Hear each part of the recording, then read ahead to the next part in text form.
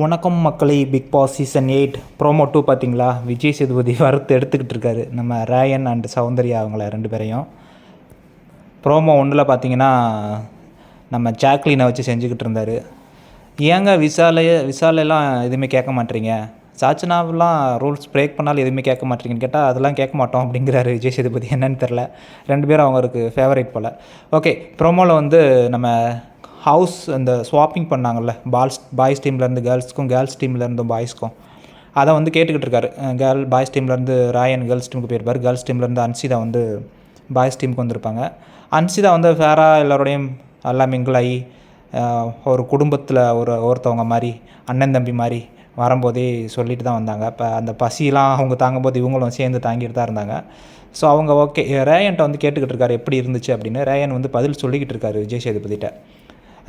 நிறையா வாய்ப்பு கொடுத்தாங்க அப்படின்னு. உடனே சௌந்தர்யா அங்கேருந்து அவர் பதில் சொல்லிக்கிட்டு இருக்கும்போதே சொல்கிறாங்க, நம்புனாங்க அப்படின்னு சொல்லு அப்படின்னு. உடனே விஜய் சேதுபதிக்கு வந்து ட்ரிக்கர் ஆகிடுச்சு.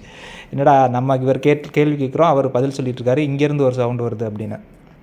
உடனே பிடிச்சிட்டாரு நம்ம சௌந்தர்யாவை பிடிச்சிட்டு, சௌந்தர்யா எந்திரிங்க அப்படின்னு சௌந்தர்யாட்ட கேள்வி கேட்டுட்ருக்காரு. உடனே ராயன் பதில் சொல்லியிருப்பார் போல். உடனே அவருக்கு திருப்பி ராயன் எந்திரிச்சு பதில் சொல்கிறாரு. நம்ம மார்ச் பாஸ்ட் மாதிரி ஜெஃப்ரி சொல்லியிருப்பார்ல டாஸ்கில், ஸ்டாண்டர்ட் இஸ் அட்டென்ஷன், அந்த மாதிரி நீ எந்திரி நீ உட்காரு, நீ எந்திரி நீ உட்காரு, அந்த மாதிரி மாற்றி கேள்வி கேட்டுக்கிட்டு இருக்காரு. எல்லாம் வச்சு செஞ்சுக்கிட்டு இருக்காரு போல் இருக்குது, அப்படி தான் தெரியுது. ராயன் வந்து அந்த கேர்ள்ஸ் டீமுக்கு போனது நல்லா விளாண்டாருங்க. ஆனால் எதுக்கு போனோம்னு தெரியாமல் அவர் பாட்டில் விளாண்டுக்கிட்டு இருக்காரு. அப்புறம் வந்து ஃபுல் அண்ட் ஃபுல் சௌந்தர்யா பின்னாடியே பிடிச்சி சுற்றிக்கிட்டே இருந்தார்.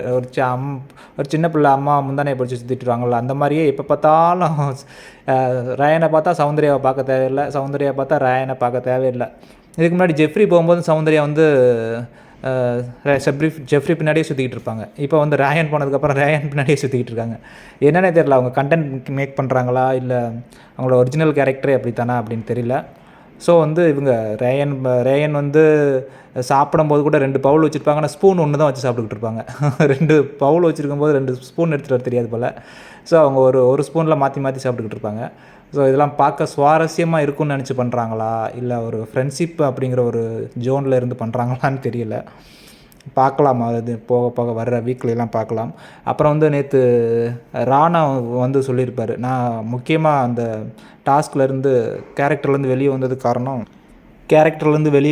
காரணம் வந்து சௌந்தர்யா ஃபஸ்ட்டு கேரக்டர்லேருந்து வெளியே வந்ததுக்கப்புறம் தான் நான் வெளியே வந்தேன் அப்படின்னு வந்து எல்லாத்தையும் சொல்லிகிட்டு இருப்பார். உடனே சௌந்தர்யா, அது எப்படி நீ சொல்ல போச்சு அப்படின்னு எகிற ஆரம்பிச்சிட்டாங்க நேற்று அருண் பிரசாத்திட்ட இது பண்ணது மாதிரி. ஸோ ஆனால் அவங்க சௌந்தர்யாவே சொல்லியிருப்பாங்க, நான் உண்மையிலே கேரக்டர்லேருந்து வெளியே வந்து தான் கற்றுனேன், என் பக்கத்தில் உட்காந்துருந்தா லவ்வா அப்படிங்கிறது பொறுக்க முடியாமல் தான் நான் கற்றுனேன், ரியாட்ட கற்றுனேன் அப்படின்னு அவங்க சொல்லியிருப்பாங்க ஜாக்லின்ட்ட. ஸோ இப்போ வந்து அப்படியே மாற்றி பேசுகிறாங்க. ராணோ வந்து இப்படி சொல்லவும், இல்லை நான் அப்படிலாம் இல்லை, ஸ்டூடெண்ட்டாக இருந்து தான் பேசினேன் அப்படின்னு மாற்றி சொல்கிறாங்க. ஏன் அவ்வளோ கான்ட்ராஸ்ட்டாக பேசுகிறாங்கன்னு தெரில. ஸோ அவங்க ஒரே கன்ஃபியூசிங்கில் இருக்காங்க போல இருக்குது. ஏன்னா வைல்டு கார்டு வர்றதுக்கு முன்னாடி வேறு மாதிரி இருந்த சௌந்தர்யா, வைல்டு கார்டு வந்ததுக்கப்புறம் வேறு மாதிரி மாறிட்டாங்க. ஸோ அவங்க வந்து எதுவும் இன்புட் கொடுத்தாங்களா என்னென்னு தெரியல. கண்டிப்பாக கொடுத்துருப்பாங்க, அவங்களுக்கு நிறையா ஃபேன்ஸ் இருக்காங்க, அவங்களுக்கு தான் ஓட்டு அதிகமாக இருக்குது, நீங்கள் தான் ஃபஸ்ட்டாக இருக்கீங்க அப்படின்னு சொல்லிட்டாங்க போல். அவங்க வச்சு ஆடுன்னு ஆட்டம் காமிக்கிறாங்க பிக் பாஸையே. ஸோ மக்கள் அவருக்கு சௌந்தர்யாவுக்கு ஆட்டம் காமிச்சு விட்டுறாம பார்க்கலாம் எப்படின்னு. பட் சௌந்தர்யா வந்து நல்ல பிளேயர் தான், பட் அவங்க வந்து கொஞ்சம் நிதானம் தேவை, கொஞ்சம் அப்ரோச்சபிளாக இருக்கணும். ராயன் சொன்னது மாதிரி கொஞ்சம் இரிட்டேட்டிங் இல்லாமல் பார்க்குறது கொஞ்சம் டீசெண்டாக ப்ளே பண்ணாங்கன்னா நல்லாயிருக்கும். வின் பண்ணுறதுக்கும் வாய்ப்பு இருக்குது, பார்க்கலாம் அப்படின்னு. தேங்க்யூ.